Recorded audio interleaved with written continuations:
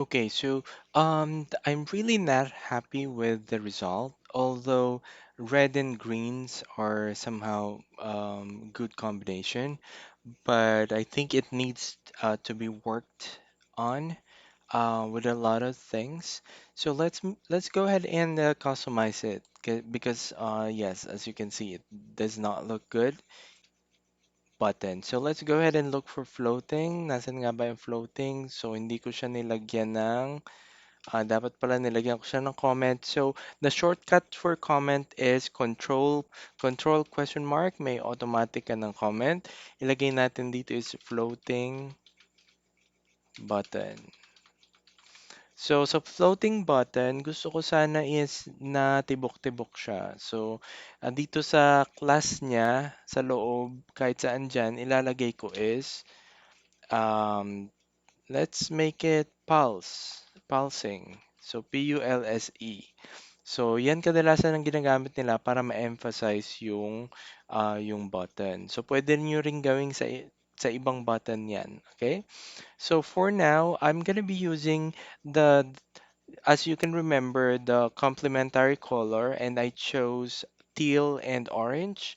So let's do the highlight orange. Let's change the red to orange. Or let's say deep orange para mas maganda yung kanyang what do you call that? Hue. Okay? Hue tint saturation. Okay? All right. So ano pa? Yung mga buttons, I want them color cyan. So, lagay ko for example dito sa raised, kahit saan dito, kahit sa dulo, sa ano, basta nasa loob ng class, ha. So, let's say, gusto ko dito is lagyan natin ng cyan. Okay? So, dito rin sa kabila, gawin ko ding cyan. Cyan, yun yung blue. Kaso, gusto kong darker.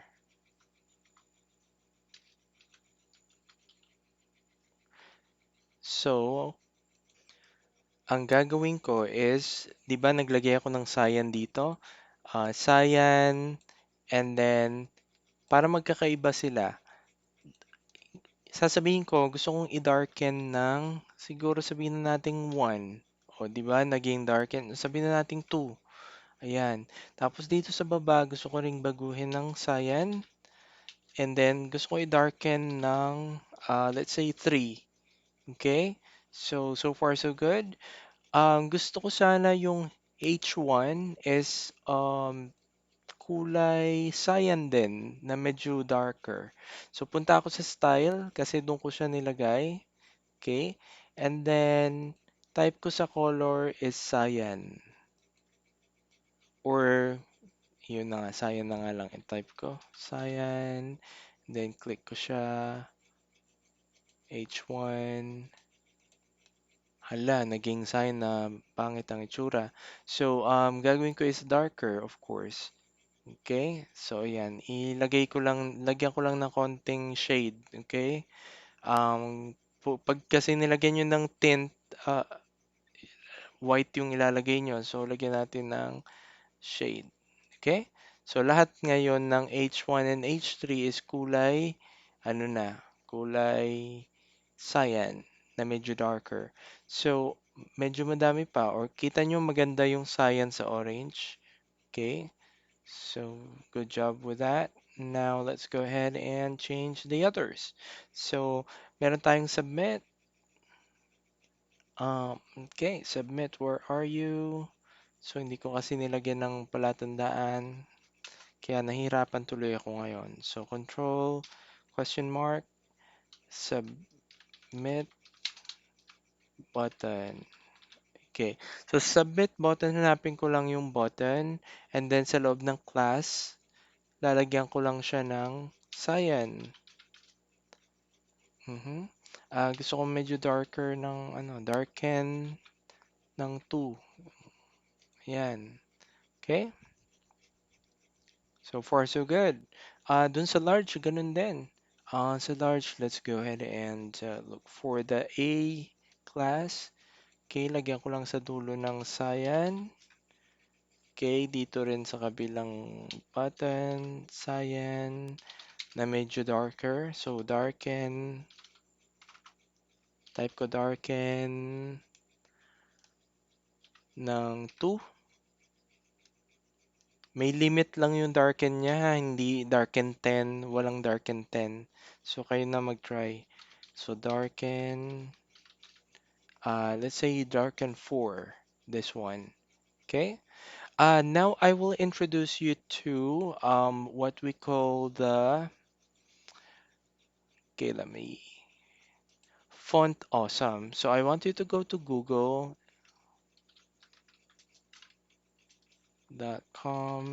and then look for Font Awesome. Font and then Awesome. Okay?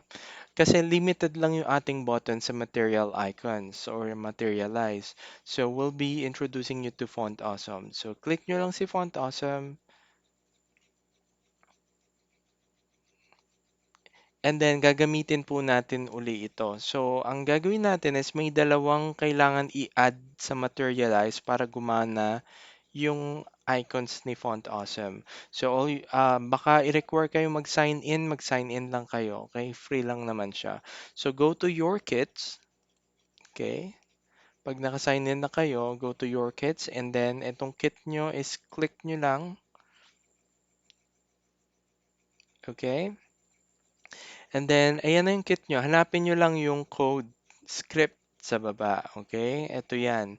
So, copy nyo or click nyo lang itong nandito. Copy. Okay? Ang sabi dito is, copy your kit's unique embed code sa head. Okay? So, i-copy natin sa head. Nasaan nga ba ang head? Nandito sa pinakataas. So, maglagay na tayo ng script. Hindi pala siya naka-ano. Wait lang. Naka-wrap. I-wrap natin para kita. So, maglagay tayo ng comment. So, control question mark.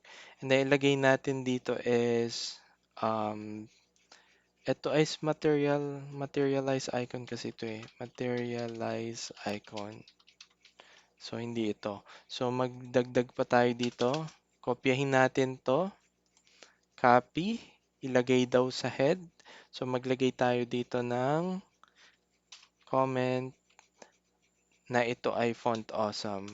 Font awesome. Okay. Ayan, i-paste lang natin dito. Meron pa siyang isang font awesome ha. So, ang tawag dito is font, para gumana siya, CDNJS. Okay? Type nyo lang CDNJS. Okay, cat, dog, November, Juliet, and sugar. Okay? Lalabas na to. Ang i-click nyo is yung pinakauna dito, yung Font Awesome. Ayan, Font Awesome. Pag kinlik nyo yan, um, hanapin nyo lang ito, yung pinakaunang HTTPS. I-click nyo po itong parang ating ginagamit na HTML tag. Okay? So, click nyo lang, wag yung shield, wag yung link, itong tag. Okay? So, click nyo. Saan ito ilalagay? Dun din sa head. So, siguro after this, so maglagay tayo dito ng comment, control question mark, and then lagay natin is font awesome CD NJS. Okay? Lagay natin sa ilalim, enter, paste. Okay? So, itong dalawang to kailangan nandyan para gumana yung mga icons ni Font Awesome. So, hindi lang naman icons yan, pero marami pa. Paano naman kukuha ng icons? So, nandito kayo sa Font Awesome na, tama? So, hindi nyo na kailangan yung kit na ilagay nyo na. Punta na lang kayo sa dito. So, pwedeng mag-search kayo dito or pwedeng i-click nyo yung icon. Search na lang ako. So, gusto ko ilagay si Windows logo, for example. Okay. Sa search ko sa free, okay, Windows. Ayan, ang dami. Ito may window. Huwag niyong pipiliin yung Pro ha. So, para maganda, i-filter nyo na lang ng free. Punta na lang kayo dito sa dito sa icon. Punta kayo sa icon. Okay? And then, what I want you to do is to click on free. Ito. Okay? Free. And then, saka nyo i-type si Windows. Or hanapin nyo na lang dito sa baba. Ayan, meron tayong window. Gusto kong makopya tong icon na to eh. So, i-click ko siya. Okay? And then, sa baba niya, nandun yung code. So, i-click nyo lang to, makakopy na yon. Or pwedeng i-highlight nyo, kayo bahala. So, ilagay natin dito sa large. Ito, papalitan ko tong isang to. So, nasan ba yan? So, punta tayo sa large. Nasan yung large? Ito, yung large. So, pang ilang button to? Ito yung pang-una, ito yung pangalawa. So, dun tayo sa pangalawa. So, yung pangalawa is instead na materialize icon ang gagamitin ko na may cloud, ito yan, buburahin ko muna yung buong eye element. So, alisin ko yung kanyang icon. Okay? Ipapalit ko ngayon si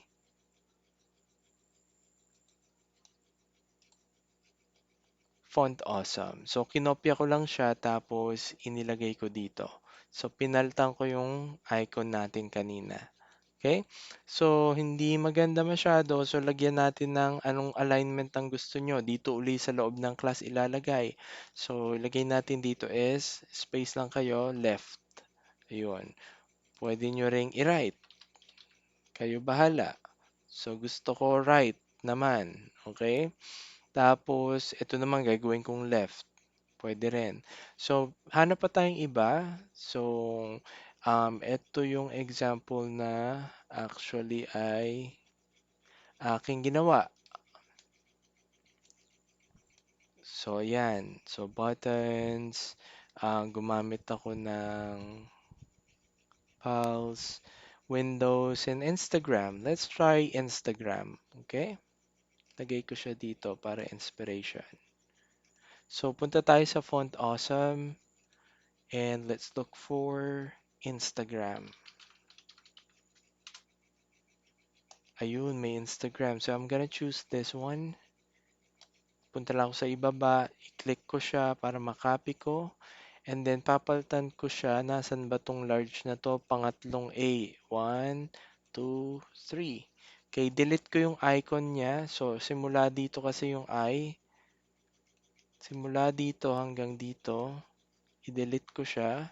And then, mag-enter ako ng bago. I-paste ko yung kinuha ko sa Font Awesome. Okay? Ayan na siya. Kaya lang, wala pang alignment. Saan ko ila-align ng gusto nyo? Sa left or sa right? Ilagay natin na lang muna sa right din. Okay? So, ayan, meron na tayong icons here. Mas magagandang icon kaysa sa materialize icon. Again, may dalawang icon sources tayo. May materialize icon and meron tayong font awesome icon na napakadami, libo-libo yon. Ang materialize kasi is hundreds lang, okay? So, that's it. Siguro hindi ko na babaguhin yung iba. And I have color combination na. So, this is really the end of our lesson today. Okay? Thank you so much. Let's go ahead and proceed na.